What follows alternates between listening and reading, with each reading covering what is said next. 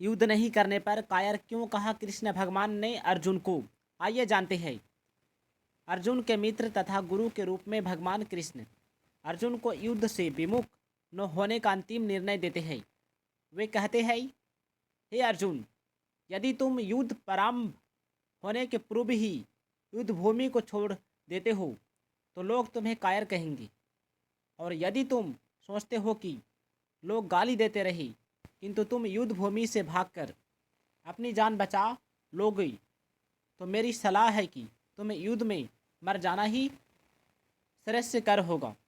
तुम जैसे सामान्य व्यक्ति के लिए अपकृति मृत्यु से भी बुरी है, अतः तुम्हें प्राण भय से भागना नहीं चाहिए।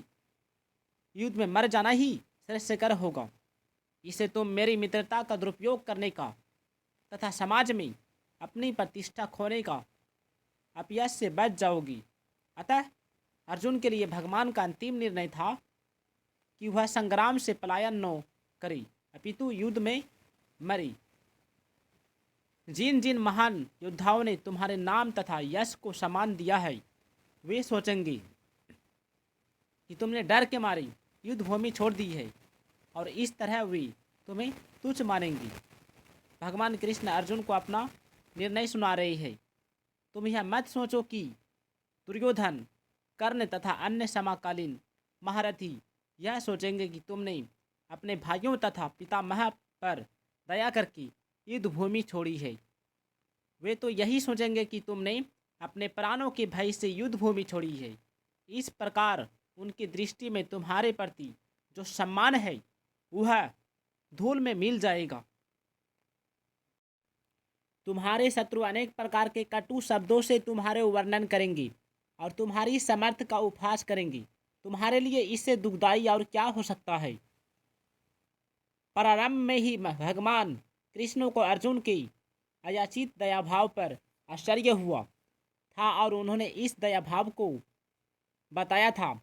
अब उन्होंने विस्तार से अर्जुन के तथाकथित दया भाव के विरुद्ध कह गए हैं अपने वचनों को सिद्ध कर दिया है। हे कुंती पुत्र, तुम यदि युद्ध में मारे जाओगे तो स्वर्ग प्राप्त करोगे, या यदि तुम जीत जाओगे तो पृथ्वी के साम्राज्य का भोग करोगे। अतः दृढ़ संकल्प करके खड़े हो जाओ और युद्ध करो। यद्यपि अर्जुन के पक्ष में विजय निश्चित न थी, फिर भी उसे युद्ध करना था, क्योंकि यदि वह युद्ध में मारा भी गया तो वह स्वर्गलोक हो जाएगा। तुम सुख या दुख, हानि या लाभ, विजय या पराजय का विचार किए बिना युद्ध के लिए युद्ध करो। ऐसा करने पर तुम्हें कोई पाप नहीं लगेगा। अब भगवान कृष्ण प्रत्यक्ष रूप से कहते हैं कि हे अर्जुन, युद्ध के लिए तुम तैयार हो जाओ, क्योंकि यह उनकी इच्छा है कि तुम युद्ध करके विजयी हो जाओ। कृष्णा भावना मृत के कार्यों में सुख या दुख, हानि या लाभ, जय या पराजय को कोई महत्व नहीं दिया जाता है। दिव्य चेतना तो यही होगी कि हर कार्य कृष्ण से नियमित किया जाए। अतः भौतिक कार्यों का कोई बंधन नहीं होता। जो कोई सतोगुण या रजोगुण के अधीन होकर अपनी इंद्रिय तृप्ति के लिए कर्म करता है उसे अच्छे या बुरे फल प्राप्त होते हैं, किंतु जो कृष्णा भावनामृत के कार्यों में अपने आप को समर्पित कर देता है वह सामान्य कर्म करने वालों के समान किसी का कृतज्ञ या ऋणी नहीं होता। भगवत में कहा गया है, जिसने अन्य समस्त कार्यों को त्याग कर मुकुंद श्री कृष्ण की शरण ग्रहण कर ली वह न तो किसी का ऋणी है और न किसी का कृतज्ञ, चाहे वे देवता, साधु, सामान्य जन अथवा परिजन, मानव जाति या उसके भीतर क्यों न हो।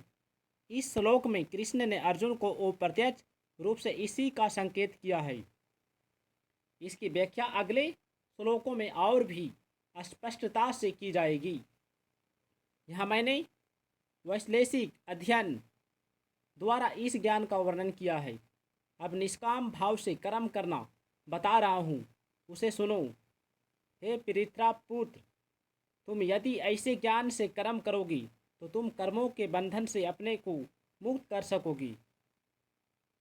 वैदिक कोश नृत्य के अनुसार संख्य का अर्थ है विस्तार से वस्तुओं का वर्णन करने वाला तथा सांख्य उस दर्शन के लिए प्रयुक्त मिलता है जो आत्मा की वास्तविक प्रकृति का वर्णन करता है। और योग का अर्थ है इंद्रियों का निग्रह। अर्जुन का युद्ध न करने का प्रस्ताव इंद्रिय तृप्ति पर आधारित था। वह अपने प्रधान कर्तव्य को भुलाकर युद्ध से दूर रहना चाहता था, क्योंकि उसने यह सोचा कि धृतराष्ट्र के पुत्रों अर्थात अपने बंधु बांधव को परास्त करके राजभोग करने की अपेक्षा अपने संबंधियों तथा स्वजनों को मारकर वह अधिक सुखी रहेगा। दोनों ही प्रकार से मूल सिद्धांत तो इंद्रिय तृप्ति था। उन्हें जीतने से प्राप्त होने वाला सुख तथा स्वजनों को जीवित देखने का सुख से दोनों इंद्रिय तृप्ति के धरातल पर एक है।